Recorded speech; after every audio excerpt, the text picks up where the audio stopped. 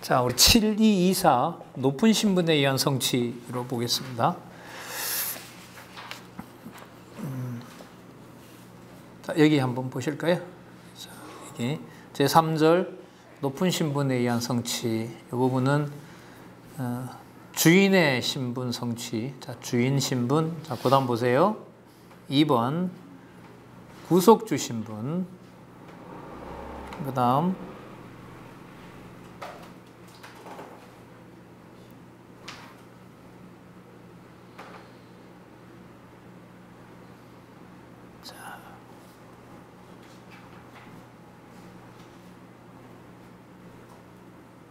두 부분으로 되어 있죠. 주인의 신분, 구속주 신분 이렇게 되어 있습니다. 자, 여기 한번 보세요. 주인의 신분인데, 자, 표적 나오죠. 표적. 그 다음에 말씀, 표적 보여주시고, 말씀 보여주시고, 재림 나옵니다. 여기 보세요. 재림. 재림은 예수님 아직 재림했어요? 안 하셨어요? 안 하셨죠? 그럼 그 당시에 재림을 얘기하셨고 지금도 아직 안 오셨기 때문에 이것은 당대에, 당시에만 주인이 아니라 뭐까지? 미래까지. 그러니까 세상 종말에 이르기까지 내가 누구다? 주인이다. 자, 이렇게 연결됩니다. 왜 주인이 있느냐? 왜 주인이냐? 이렇게 연결시켜야 돼요. 아버지 뜻대로 뭘 당하셨으니까? 여기 보세요. 버림당하셨으니까. 아버지 뜻대로 낮아지셨으니까 아버지 뜻을 이루는 주인이 되셔서 무슨 신분이 될 수 있어요? 높은 신분이 되시는 거예요. 그러니까 낮아진 경우를 낮아졌다고 하면 위험합니다. 이 기독교 우리 신앙생활에서. 그렇죠? 저는 약자다. 뭐 이렇게 함부로 얘기하고 그렇게 인간적인 기준으로 취급하면 큰 오류를 범하게 됩니다. 연결은 그렇게 됩니다. 주인의 신분인데 언제까지? 앞으로도 이렇게 돼요. 앞으로도 미래까지. 예, 미래까지. 자, 미래까지. 그러면 여러분 그 다음에 구속주 신분을 설명을 해야 되는데 이 구속주 신분은 어디에도 나왔냐면 여러분 여기에도 나왔어요. 여기 구속주라기보다 속죄주라고 나온 적이 있어요. 이미 여기서. 자, 속죄주하고 구속주는 좀 다른 의미인데요. 요 연결만 지어볼게요. 주인의 신분이세요. 자, 주인의 신분이시면 표적으로, 말씀으로, 자, 말씀도 앞으로 뭐까지? 재림까지. 그러면 구속주 신분 성취는 어떤 연결을 갖게 되냐면 재림은 그러니까 앞으로도 뭐가 되시는 거예요? 주인이 되시는 거죠. 그러면 예수님 당시에 있었던 제자들만 그들에게만 예수님께서 주인일까요? 앞으로 태어날 백성들에게도 예수님은 주인이 되셔야 될까요? 그러면 이렇게 연결이 됩니다. 요거 보세요. 재림이라고 하셨으니까 앞으로 미래의 백성들에게도 보장을 해주셔야 되잖아요. 근데 미래의 백성들에게 보장을 해주시려면 당신이 앞으로 태어날 백성들의 뭐가 되어주셔야 돼요? 뭐가 되어주셔야 돼요? 구속주가 되어주셔야 되는 거예요. 자, 여러분 14장에서부터 15장 내용은 여기 나오네요. 십자가 이후에서 운명하시는 거니까 14장, 15장 내용은 무슨 사건이냐면 십자가에서 죽으시는 거예요. 그런데 지금 마태복음은 이 부분을 이제 제사절기에다가 넣고 있는데 마가복음은 이 부분을 두 가지로 설명을 해요. 뭐라고 설명을 하냐면 주인의 신분이므로 무슨 신분이다? 구속주 신분이다는 것을 증거하는 내용이 되는 겁니다. 전혀 다른 내용인 거예요. 마가복음은 예수님 십자가에 죽으시는 걸 재림에도 주가 되시기 때문에 미래에도 주가 되시기 때문에 미래에 태어날 백성을 위해서 뭐가 되어주셔야 돼요? 구속주가 되어주셔야 돼요. 그 증거가 뭐냐면 십자가에서 죽으시는 겁니다. 이렇게 보면 돼요. 그리고 16장은 이제 부활과 관련된 거고요. 자, 제일 제가 볼 때 중요한 것은 어디냐면 요 조합이에요. 주인의 신분이므로 무슨 신분이다? 구속주 신분이다. 요 연결을 해야 돼요. 그래서 다시 말씀을 드리면 주인의 신분인데 당시에 그럴 뿐만 아니라 미래에도 주인이 되시는데 미래에도 태어날 자들에게 그들이 하나님의 백성 되려고 보장을 해주시려면 예수님께서 뭘 해주셔야 된다? 구속을 해주시는 주인이어야 된다.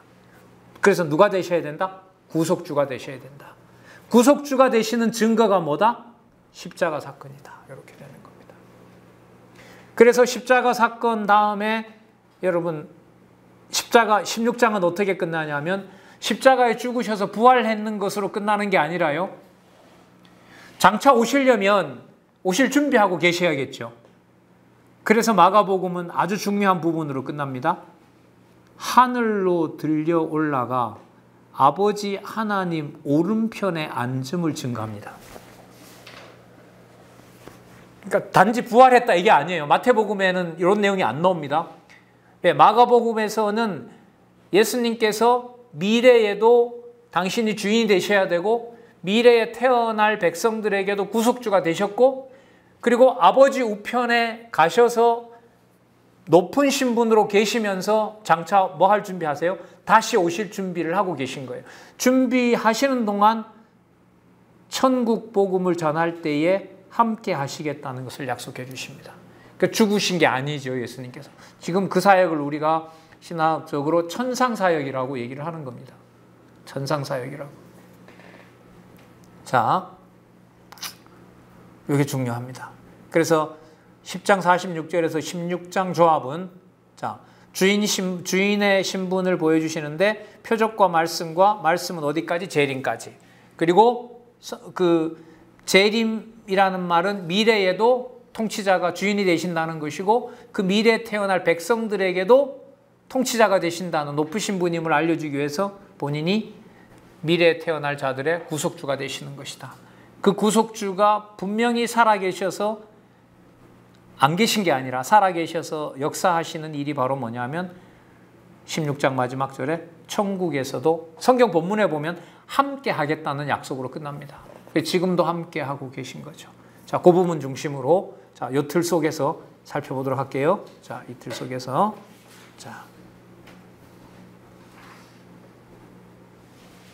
잘 보이네요. 잘 보입니다. 권사님 보이세요? 글자 보이세요? 예, 좋네요. 자, 표적으로 어떤 표적을 보여주시는지 좀 볼게요. 여러분 지금 우리 뭘 공부하고 있다고요? 높은 신분 중에 무슨 신분? 주인 신분. 자, 주인과 관련된 낱말을 제가 찾아볼게요. 사건들은 여러분 어느 정도 들으셨으니까 소경 거지 바디메오 사건이에요. 10장 47절. 자, 주인 신분 이 낱말 기억하시고요. 주인 신분, 높은 신분, 주인 신분. 47절. 나사렛 예수시란 말을 듣고 소리질러 가로되 다윗의 자손 예수여 나를 불쌍히 여기소서 하거늘 많은 사람이 꾸짖어 잠잠하라 하되 그가 더욱 소리질러 가로되 다윗의 자손이여 나를 불쌍히 여기소서. 답 나왔네요. 주인의 신분, 누구의 자손? 누구의 자손? 자, 47절 하나 더 넣을게요. 나사렛 예수라는 말이 들리자 다윗의 자손. 그러면 낱말만 뽑아내 볼게요. 나사렛 예수 누구의 자손? 다윗의 자손. 나사렛 예수이시고 다윗의 자손인 그분이 누구의 신분? 무슨 신분? 여기 무슨 신분? 주인 신분. 자, 이렇게 공부할게요. 자, 주인의 신분. 주인의 신분. 자, 그러면 그 다음 내용에도 보면 뭐가 나와야 될까요? 주인의 신분. 자, 누구의 자손? 다윗의 자손. 자, 왕으로는 다윗의 자손. 여러분 거높여고 막 호산나 부른 거 있죠? 그 부분에 또 나옵니다. 이 부분이 9절. 11장 9절. 앞에서 가고 뒤에 따르는 자들이 소리 지르되 뭐라고 얘기하죠? 호산나 찬송하리로라. 여러분 호산나라는 말은 호시아나라는 뜻인데요. 우리가 비옵나니 우리를 구원하소서 이런 뜻입니다. 비옵나니 구원해 주세요 이런 뜻입니다. 자, 누구에게? 찬송하리로다.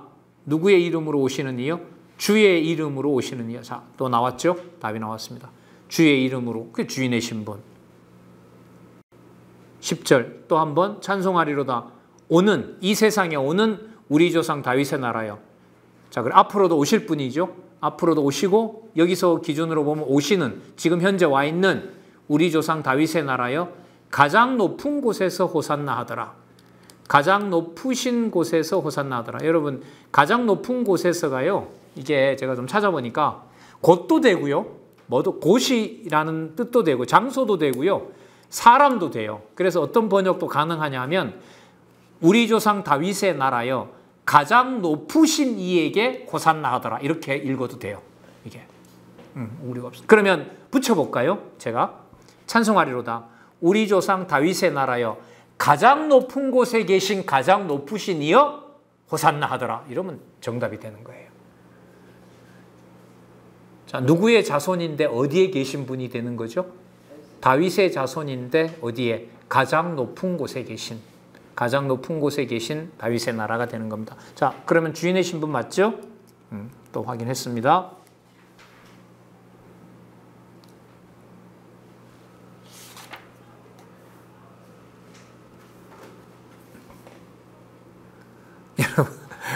여러분, 그 다음에 뭐가 나오냐면 예수님께서 열매 맺을 때가 아닌데 무화과 나무를 저주하는 일이 나와요. 여러분, 아까 제가 읽어드렸죠. 세계적인 이 신약 석학이 뭐라고 얘기를 하냐면 무화과 나무 이 내용은 마가가 잘못 넣었다. 아무리 연결을 시키려고 해도 이건 연결이 안 되는 거다. 이거는 잘못 넣었다. 연관이 없다. 이렇게 얘기하거든요. 그럼 우리가 연관시켜 볼까요? 자, 아까 10절 11절 참조할게요. 호산나 찬송하리로다. 주의 이름으로 오시는 이여 찬송하리로다.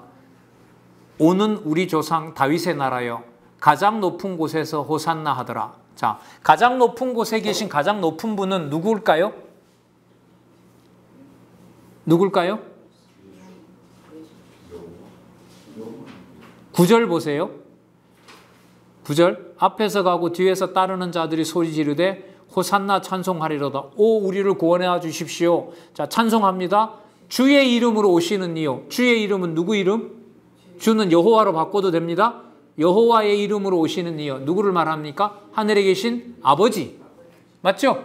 하늘에 계신 아버지의 이름으로 오신다는 거예요. 누가? 예수님께서. 자, 마가복음의 주제가 뭐라고요? 누구의, 그러니까 예수님께서 오셔서 누구를 높이신다고요? 하늘에 계신 아버지를 높이시는 거예요. 그럼 바로 연결이 되죠. 9절 주의 이름으로 오시는 이여. 하늘에 계신 아버지의 이름, 여호와의 이름으로 오시는 이여. 누가 높여지는 거죠? 예수님께서 높여지시면서 예수님은 다시 누굴 높이세요? 아버지를 높이는 거예요. 아버지를 높이. 그러면 10절에 우리 조상 다윗의 나라여 가장 높은 곳에서 호산나 하로다. 우리 조상 다윗의 나라여. 이 다윗의 나라는 누구를 높이는 나라입니까? 가장 높으신 하늘에 계신 아버지를 높이는 나라예요. 그걸 높이려고 지금 누가 오신 거예요? 주인의 신분으로 예수님이 오신 거란 말이죠. 요걸 염두에 잘 두시고 무화과 나무 비유로 가서 살펴보겠습니다. 자연 만물도 다스릴 수 있는 분이다. 그러므로 이거는 좀 이렇게 연결이 되는데 좀 이렇게 강하게 딱 붙는 연결은 아닌 것 같아요. 좀 더 밀착시켜서 한번 본문에 들어가서 연결을 한번 해볼게요. 자, 예수님이 시장하셨어요. 근데 가서 보니까 잎사귀만 있고 무화과가 없어요. 근데 13절 끝에 보면 이는 무화과 때가 아닙니다. 여러분, 무화과 때가 아닌데 무화과 열매 없는 게 문제예요? 당연해요? 당연하죠. 왜? 무슨 철이 아니니까. 무화과 철이 아니니까. 그럼 14절 예수께서 나무에게 일러 가라사대 이제부터 영원토록 사람이 네게서 열매를 따먹지 못하리라 하시니 제자들이 이를 듣더라. 그럼 열매 맺는 철이에요? 아니에요? 아니죠. 그러면 예수님이 열매 안 맺었다고 저주하면 나무가 잘못이에요? 예수님이 잘못이에요? 아니, 이건 초등학생이 물을 거예요. 틀림없이 이렇게 얘기하면. 여러분, 여기 매실 많이 하잖아요. 가보니까, 저기 보니까 잎사귀가 무성한데 매실이 날 줄 알고 보니까 아직 매실이 이쁘게 익으려면 한 달이 지났어요. 그래서 그 손자가 보는 앞에서 톱으로 매실을 안 열었다고 시절도 아닌 매실 나무를 잘라버렸어요. 그 제정신인 할아버지예요? 아니면 제정신이 아닌 할아버지예요? 지금 이 얘기란 말이에요. 이게 현상이. 그러니까 아까 그 신학자가 그러는 거 이거는 이상한 얘기고 여기에 들어갈 게 아니라는 거예요. 이걸 살려내야 된단 말이에요. 지금 성경신학은 살려놓고 있단 말이에요. 여러분 이 성경 강론집에서 얼마나 이걸 재밌게 주석했는지 몰라요. 그리고 선명하게 답을 내고 있어요. 7231 밑에서부터 하나, 둘, 셋, 넷, 다섯, 여섯 번째 줄. 그 나무를 저주하신 것은 얼른 납득하기 어려운 문제이다. 보세요. 출발은 이렇게 하잖아요. 그러나 이러한 표적을 통해 예수님이 누구의 자손인 주가 되신다? 다윗의 자손인 주가 되신다는 사실이 증거된다. 여러분, 지금 이 다윗의 자손이라는 말은 여러분 어디에 나왔어요? 아까 10장? 여러분 아까 그 소경 거지 바디메오가 뭐라고 불렀어요? 예? 다윗의 자손이라고 불렀잖아요. 예? 그리고 또 아까 11장 10절에서 오는 우리 조상 누구의 나라요? 다윗의 나라요라고 불렀잖아요. 맞죠? 예. 자.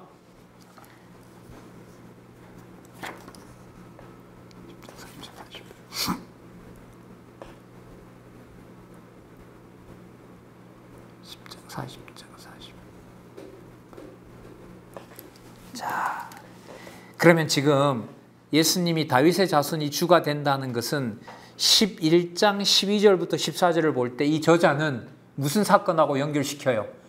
앞에 있는 사건하고 연결시키죠.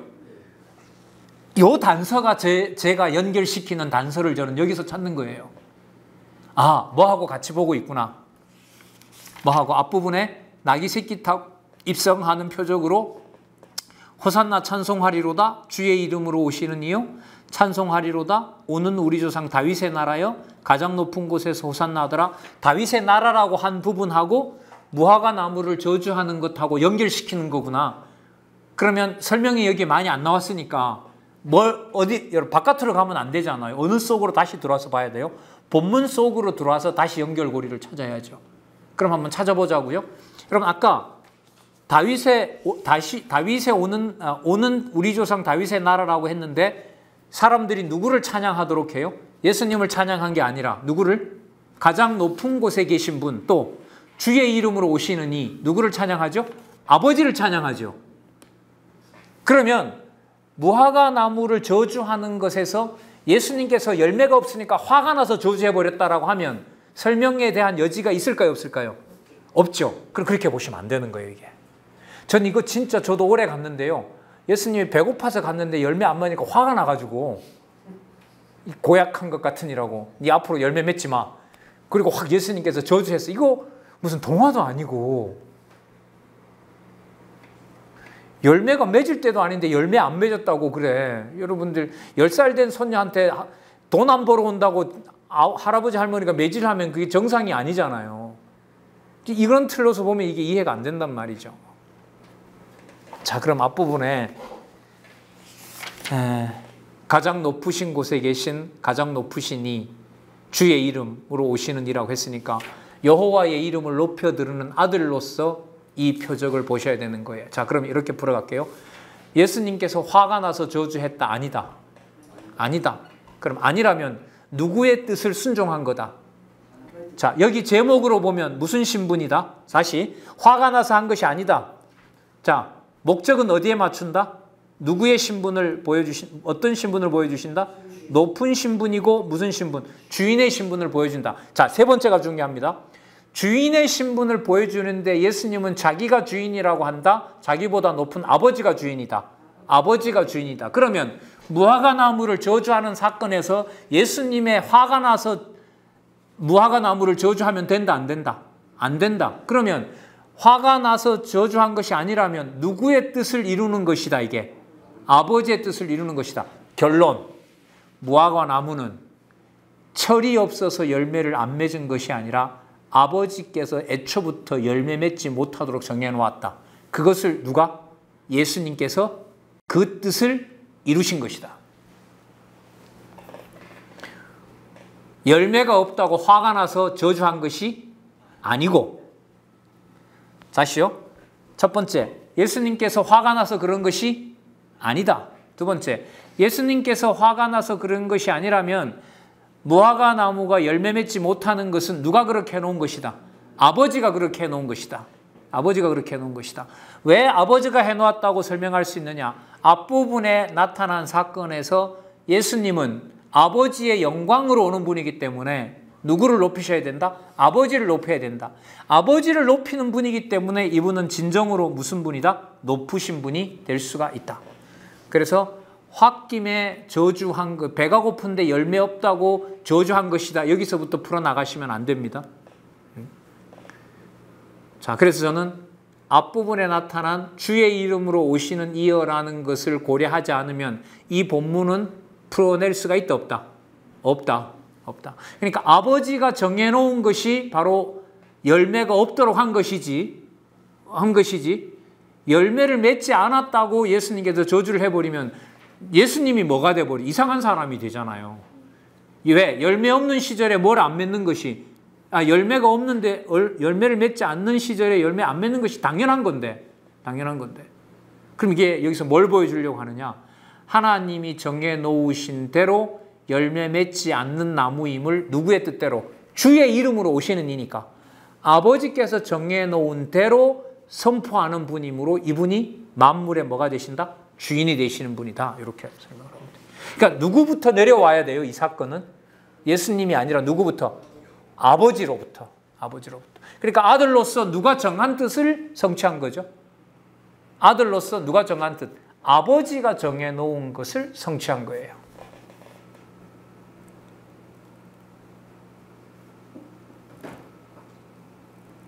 여러분, 그리고 이 지상에는 예수님이 아직 돌아가시지 않으셨으니까요.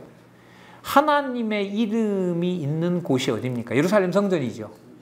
그러면 예루살렘 성전은 아까 주의 이름으로 오시는 이니까 예루살렘 성전의 진짜 주인은 누가 되시는 거예요? 여호와이시지만 여호와의 이름으로 누가 왔으니까 다윗의 자손으로 예수님이 오신 거잖아요. 그러면 당신이 누구의 아들임이 확증을 해 주셔야 돼요. 하나님의 아들임을 확증해 줘야겠죠. 그래서 성전에서 어떻게 하시느냐? 16절에 보시면 아무나 기구를 가지고 성전 안으로 지나다님을 허락하지 아니하시고 이에 가르쳐 이르시되 기록된 바 내 집은 만민이 기도하는 집이라 칭함을 받으리라 하지 아니하였느냐. 그리고 그러면서 너희는 강도의 소굴로 만들어버렸다. 그래서 청소를 하시는 겁니다. 그러면 이렇게 여쭤볼게요. 무화과나무 저주한 것하고 무화과나무 저주에서 핵심은 예수님 자신에게 맞추는 것이 아니라 어디로 올라가야 된다고요? 아버지의 아들. 예? 아버지 아들입니다. 아버지의 뜻을 이루는 자인 거예요. 자, 그러면 성전을 아버지 이름을 더럽힌다라고 책망한 것하고 맞아요, 안 맞아요? 맞죠. 연결되죠. 그럼 이렇게 해볼게요. 무화과나무 사건을 통해서 아버지가 정한 뜻을 확정하는 분이므로 이분이 아들로서 주인이 되심으로 아버지의 이름이 있는 성전을 뭐 할 수 있다? 청결하게 하실 수 있는 분이다. 따라서 무화과나무 저주 표적 다음에 성전 상인을 놓쳐내는 사건이 오는 것은 당연하다. 그러면 이렇게 연결시킬게요. 무화과나무 사건 저주하는 것이 나오므로 무슨 사건이 나올 수밖에 없다? 성전 상인을, 성전을 광도 구렬로 만드는, 소굴로 만드는 상인들을 뭐 할 수밖에 없다? 내쫓을 수밖에 없다. 누구이심으로? 자, 여기 올라갑니다. 여기로 올라갑니다. 누구이므로? 주인이므로. 주인으로 높은 신분이므로. 그래서 누구를 높여드리기 위하여? 아버지를 높이기 위하여. 그래서 여호와 계시로 쭉 올라가는 겁니다. 여러분, 아무것도 아닌 건 아니죠. 아까 이 성경에서 표시해 준 거예요. 예수님이 다윗의 자손인 주가 되신다. 여기서 저는 단서를 찾은 거예요. 다윗의 자손 얘기는 여기에서 안 나오고 앞에 나왔는데 그러면 본문을 어떻게 보는구나. 앞부분 가지고 이걸 설명하는구나. 그래서 저는 이제 본문으로 더 들어가서 지금 여러분들에게 제가 이해한 것을 설명해 드리는 겁니다. 장 집사님 이해되세요? 되죠? 권사님 이해되시죠? 그래서 여러분 아까 제가 이 세계적인 석학이 영과 마가복음 1000페이지나 되는 부분 중에 여러분 이 부분을 제가 찾아본 거예요. 뭐라고 이 부분을 소개했는지 아니나 다를까 엉뚱한 내용이 들어갔다. 연결이 안 되는 내용이다. 잘못 집어넣었다. 아니요. 너무너무 명확하고 분명하게 들어가 있는 구절입니다. 교수님, 이 부분에서 요나서에 요나의 글을 줬던 그 박농불이 말라버린 거하고 어떤 연관성은 없어요? 요나 사건은 그 이방 구원에 대한 것, 실체적 언약에서 이방인들이 들어온다는 걸 보여주는 거잖아요. 내가 12만 명 숨겨놨고 거기 있는 가축들까지 다 회개하는 사건이잖아요. 요나 사건의 그 마지막 부분에 나타난 부분은 그 이방의 결국을 얘기를 하는 거기 때문에 이방의 결국 사건을 가지고 무화과 사건에 나타난 부분에서 이방 사건까지 연결시키는 것은 좀 비약이 많을 것 같아요. 주권성이야 물론이죠. 주권성이야 물론인데 요나 사건에 나타난 부분은 어쨌든 이방인 사건을 오히려 얘기하려면 아까 그 개들 있잖아요. 수로보니게 여인이 개들도 주인의 밥상에서 떨어진다라는 것을 보면 오히려 그게 그 요나 사건의 마지막 부분하고 연관이 되죠. 아니 박농불도 말라불고 네. 무화과도 말라불고 그 마른 것 가지고 연결하기는 조금 저로서는 좀 힘든 것 같습니다. 예. 자, 중요한 것은요. 무화과 나무 저주 사건 다음에 무슨 사건 나오는 게 맞다? 성전 청소 사건이 맞다. 여러분 이것만 장로님 나중에 이 교회에 이제 젊은 참신한 성경신학 그 설교자를 뽑으시려면 그 1230페이지하고 1231페이지 숙제로 주면 돼요. 공부했는지 안 했는지 테스트 해보면 돼요. 무슨 사건하고 무슨 사건 연결 한번 지어봐라. 무화과 나무 저주하는 표적하고 성전 상인 내쫓는 거하고 무슨 관계 있느냐. 그런 거 있어요. 이러면 뽑으시면 안 돼요. 자, 근데 여러분 7234페이지 가시면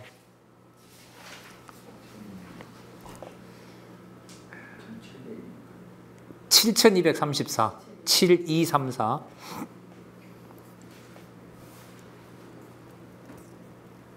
무화과 얘기를 또 해요. 베드로가 선생님 어제 얘기하신 대로 무화과 나무가 말랐습니다. 22절에 보면 예수님이 하나님을 믿으라 이렇게 얘기를 합니다. 여러분 여기 답이 있어요. 그러면 아까 무화과 나무 마르게 한 것은 예수님의 목적은 누구를 믿게 하시려고 한 거죠? 22절 끝에 보세요. 누구를 믿으라 했어요. 그렇죠. 그럼 예수님 답이 여기 나온 거예요. 누굴 믿게 하려고? 하나님을 믿게 하려고. 하나님을 높여드리려고 했던 거예요. 믿을 만한 분이 하나님이다라는 거. 그러면서 하시는 말씀이 의심하지 아니하면 그대로 된다. 이건 나중에 성령께서 오셔서 하는 일입니다.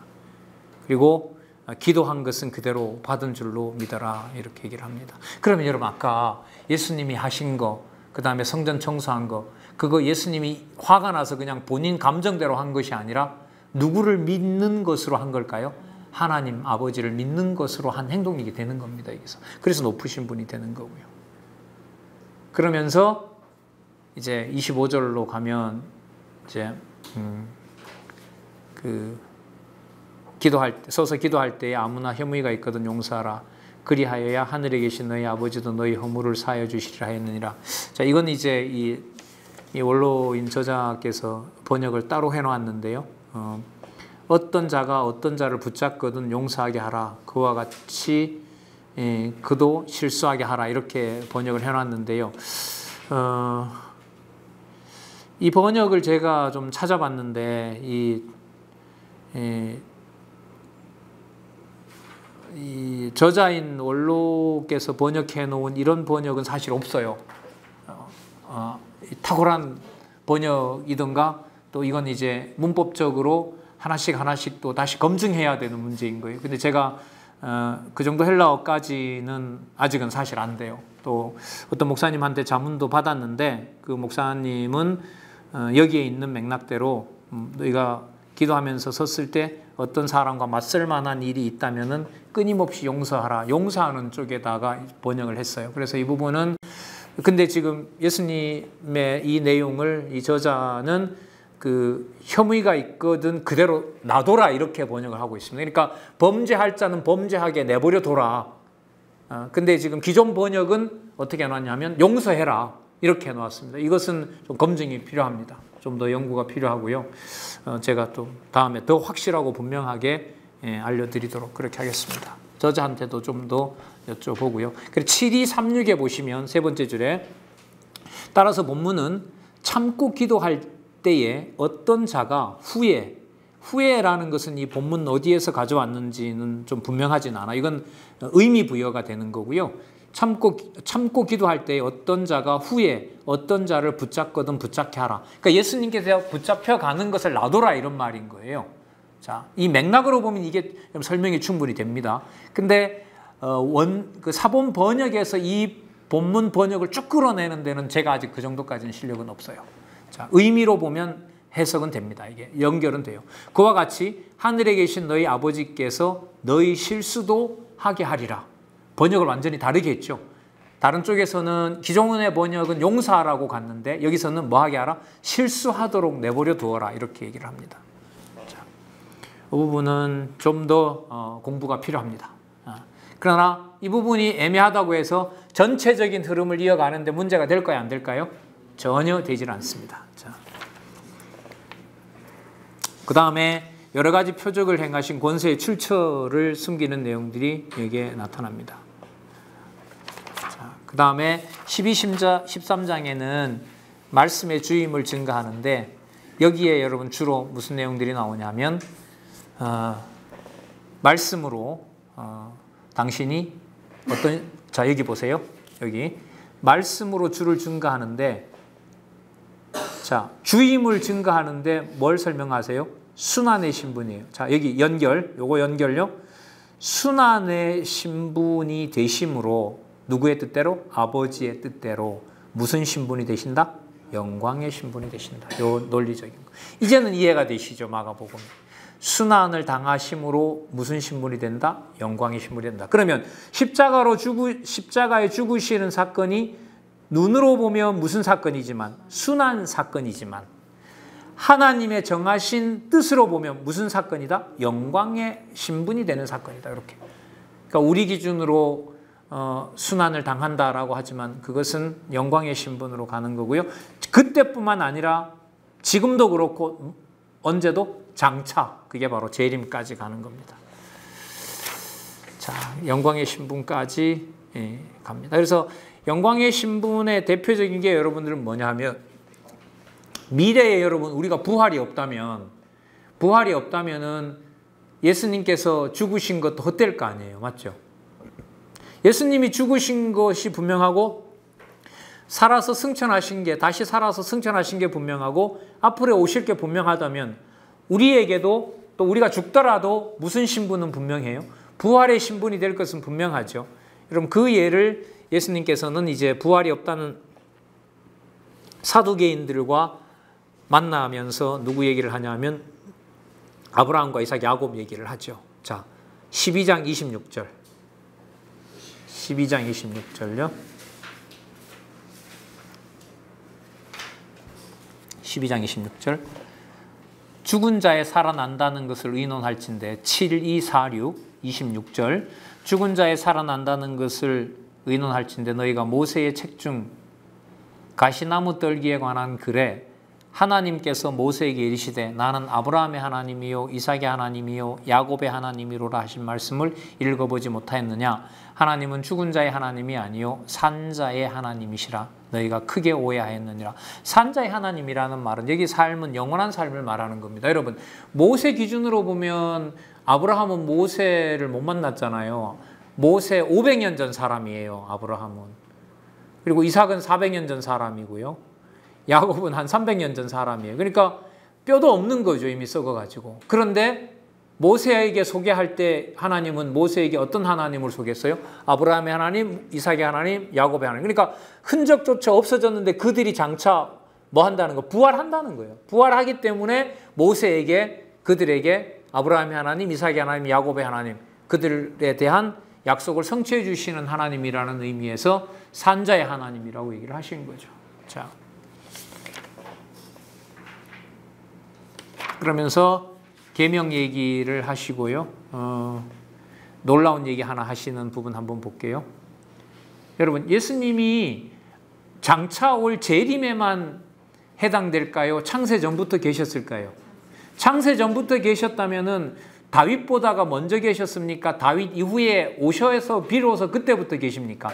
다윗보다 먼저 있었죠. 그 내용을 얘기를 하십니다. 12장 36절. 12장 36절은 여러분 이 맥락이에요. 영광의 신분. 자, 그럼 여기 한번 볼게요. 영광의 신분을 지금 다윗이 얘기하니까 다윗이 메시아를 어떤 신분으로 이미 알고 있었다. 영광스러운 신분으로 알고 있었다. 그때 벌써 증거했다.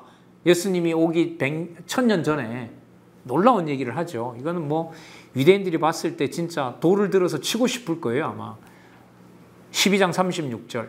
다윗이 성령에 감동하여 친히 말하되 주께서, 여기 본문에 보면 여호와께서입니다. 이게 여호와께서 내 주께 이르시되 그리스도께 이르시되 내가 여호와가 내 원수로 메시아의 원수를 발 아래 둘 때까지 내 우편에 여호와의 우편에 앉았으라 하셨도다 하였느니라.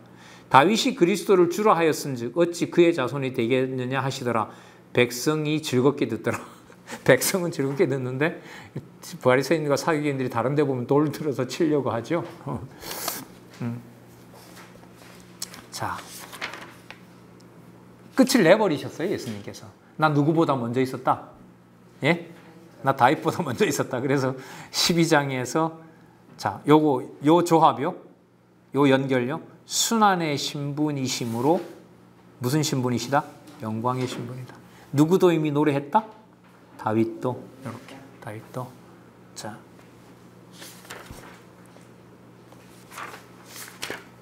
재림 신분까지 쭉 설명을 하십니다. 재림 신분이라는 말은 앞으로 올 재난들이 너희들에게도 올 재난들이 그때 그것이 내가 없어서가 아니라 내가 너희들에게 함께 있어서 증거할 내용이고 성령께서 오셔서 하는 일이다. 내가 없다고 하지 말라 이 말인 거예요. 왜? 나는 어떤 신분으로 늘 있으니까 영광스러운 신분으로 장차 뭐 할 거니까 재림할 거니까. 그래서 그걸 누가 오셔서 보증해 주느냐? 성령이 보증한다고 해주세요. 13장 11절 13장 11절 7255 사람들이 너희를 끌어다가 넘겨줄 때에 무슨 말을 할까 미리 염려치 말고 무엇이든지 그 시에 너희에게 주시는 그 말을 하라. 말하는 이는 너희가 아니요 누구라? 누구라? 성령이시라. 성령이라. 형제가 형제를 아비가 자식을 죽는 데 내어주며 자식들이 부모를 대적하여 죽게 하리라. 누가 함께 하시는 일일까요 이게? 성령께서 함께 하시는 일입니다. 이건 놀라운 얘기입니다. 이런 얘기들. 우리는 성령이 함께 하시면 형제가 형제를 형제와 형제가 아비와 자식이 대적하는 게 아니라 잘 지내는 걸로 얘기하잖아요. 근데 유대인은 붕괴되게 됩니다. 그러니까 그림자 유대를 해체시키고 이방인이 함께하는 뭘 모아주세요? 가정교회를 모으시는 거예요. 이게 이제 앞으로 성령에 의한 성취까지 다 연결이 돼야 됩니다. 그래서 이방인에 대한 그 구원까지 다 열어놓는 것이 13장이고요. 자, 아까 말씀드렸죠? 요거 무슨 신분이므로 주인의 신분인데 미래까지 신분이 되시고 미래까지 주인의 신분으로 그 미래에도 있을 백성들에 대한 약속을 지키기 위해서는 당신이 무슨 신분이 되셔야 된다? 무슨 신분? 구속주 신분이다. 자, 그럼 구속주 신분에 의한 증거 한번 볼게요. 그러면 대속해 주셔야 되겠죠. 7265에 보면 대속의 죽음을 준비하십니다. 그 향유를 머리에 붓는 것으로 준비하는 거 이건 잘 아시죠? 그 다음에 가룟 유다가 배신하게 되는 내용도 성경의 정한 뜻대로 이루어진다는 내용이 나오고요. 그 다음에 버림당할 것을 예고하시는 내용이 14장 17절에서부터 25절 지금 여기 하고 있습니다. 요거 팔자를 지적하고 떡과 잔의 의미를 가르쳐 주시고요. 그 다음에 살아나신다고 하죠. 죽으시기 전에 28절, 14장 28절. 14장 28절. 그러나 내가 살아난 후에 너희보다 먼저 갈릴리로 가리라. 베드로가 여짜오되 다 버릴지라도 나는 그렇지 않겠나이다 했다니까 예수님께서 달기 2번 울기 전에 네가 3번 나를 부인한다. 그랬더니까 베드로가 힘있게 말하되 내가 주와 함께 죽을지언정 주를 부인하지 않겠나이다. 근데 여러분 나중에 재밌는 일 벌어지죠. 마가복음에 보면 예수님을 잡으러 왔을 때 베드로가 뭐합니까? 칼을 가지고 잡으려는 자를 칩니다. 그러니까 뭐처럼 보여요? 배신하지 않겠다고 했으니까 뭔가 일이 되는 것처럼 보여요. 그런데 그걸 누가 말려요? 예수님이 야, 너 잘 싸운다. 좀 싸워라. 이렇게 되니까 예수님이 말려버려요. 그리고 예수님은 무슨 신분이 되세요? 버림당하는 신분이 되세요. 그 다음에 누가 배신을 해요? 누가 버리게 돼요? 베드로가 버리는 일이 돼요. 진짜 드라마 같아요. 처음에는 베드로 잘해요. 그 위협 상황에서 칼을 가지고 말고의 귀를 자르는 거 그렇잖아요. 그런데 3번 묻고 닭 2번 울기 전에 배신하는 내용들이 약속대로 그대로 이루어집니다. 그게 여러분 무슨 과정이라고요? 여기 다시 이런 건 눈도장 팍팍 찍어야 돼요. 무슨 신분? 무슨 신분? 구속주 신분요. 뭐 하면서? 버림당하면서 구속주 신분 되신다는 거. 이 전부 사람 용어가 아니에요. 이게 이 세상을 이해하는 용어들이 아닌 거예요. 이런 구조는, 이런 틀은. 성경 공부 안 하면 이 틀은 도저히 만들어낼 수가 없어요. 자, 버림당한 신분, 치욕을 당하시고요. 치욕을 당하십니다. 치욕을 당하신다는 말은 제자들이 같이 있어야 될까요? 다 배신하고 도망가야 될까요? 다 배신하고 도망가죠. 14장 50절. 14장 50절. 제자들이 다 예수를 버리고 도망하니라. 한 청년은 벗은 몸에 배 호디부를 두르고 예수를 따라오다가 무리에게 잡힘에 배 호디부를 버리고 벗은 몸으로 도망을 가니라. 그게 마가라고도 해요. 이걸 쓴 마가라고도 그렇게 얘기를 합니다. 자, 그리고 순환을 당하십니다. 순환을 당하시고 희롱을 당하시고 예수님 죽으실 때 장면 볼게요. 15장 39절. 15장 39절. 예수를 향하여 섰던 백부장이 그 예수님 죽음을 주관했던 그 백부장이 38절을 보고 38절과 관련해서 그러네요. 이에 성소 휘장이 위로부터 아래까지 찢어져 둘이 되니라. 예수를 향하여 섰던 백부장이 그렇게 운명하심을 보고 가로되 이 사람은 진실로 누구의 아들이었다? 여러분 하나님의 아들 마가복음 몇 장 몇 절에 나왔죠? 1장 1절. 자, 메모해 놓으면 좋겠죠?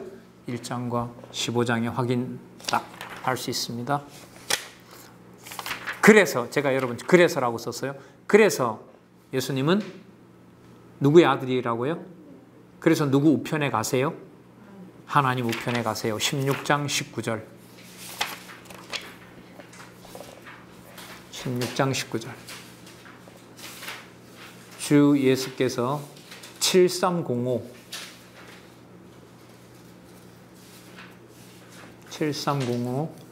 주 예수께서 말씀을 마치신 후에 하늘로 올리우사 하늘에 계신 아버지에게로 간 겁니다. 어디에 앉으시니라? 하나님 우편에 앉으시니라. 그러면 1장 1절 하고요. 16장 19절을 연결시켜 볼게요. 하나님의 아들이심으로 19절로 올게요. 하늘로 올리우사 하나님 우편에 앉아 계시는 거예요. 연결되죠? 네, 1장 1절하고 16장 19절하고 돼요. 자, 그런데 20절이 너무너무 멋지게 끝납니다. 연결이. 자, 딱 끝나는 게 아니고요. 제자들이 나가 두루 전파할세. 여러분 여기 주어는 제자들이지만 누가 주관해 가실까요? 어디에 계신? 하늘로 올리우사 하나님 우편에 계신 예수께서 약속하셨잖아요. 맞죠? 뭐라고 약속했어요? 제자들이 나가 두루 전파할세 주께서 뭐하사? 함께 역사하사. 이걸 보고 뭐라 그러죠? 임마누엘 하나님이라는 말을 쓰잖아요. 주께서 함께 하사 그 따르는 표적으로 말씀을 확실히 증거하시니라. 자, 그러면 마가복음에서는 자, 이 부분요. 낮은 신분이심으로 무슨 신분이 된다? 높은 신분이 된다. 좀 더 첨가하면 낮은 신분이 아버지의 뜻대로 하는 아버지의 아들의 일을 완수하심으로 무슨 신분이 될 수밖에 없다? 높은 신분이 될 수밖에 없다. 그래서 마지막이 뭐로 끝난다? 하늘로 올리우사 하나님 우편에 앉는 사건으로 마가복음은 끝난다. 그래서 아까 신약신학자 보면 당신 참 멍청하다. 그 연결 조합을 이해가 안 된다고 그걸 틀렸다고 하면 안 된다. 그럼 어떻게 보면 되느냐? 마가복음 전체로 보면 이렇게 보면 된다. 글쎄요, 저는 좀 자신이 있는데 저만 자신 있는 거 아니죠? 여러분들도 다 설명하실 수 있으리라고 봅니다. 네, 오늘 수고하셨습니다. 기도하겠습니다. 하나님 아버지 감사합니다. 늦은 시간까지 귀한 지체들과 진리의 말씀 잘 정돈된 또 잘 소개하고 있는 강론집을 통해서 저희들이 살펴봤습니다. 진리의 말씀 더 좋아하고 더 사랑하고 더 확고하게 지켜나가는 주의 귀한 동력자들로 삼아주시옵소서. 예수님의 이름으로 기도드렸습니다. 아멘.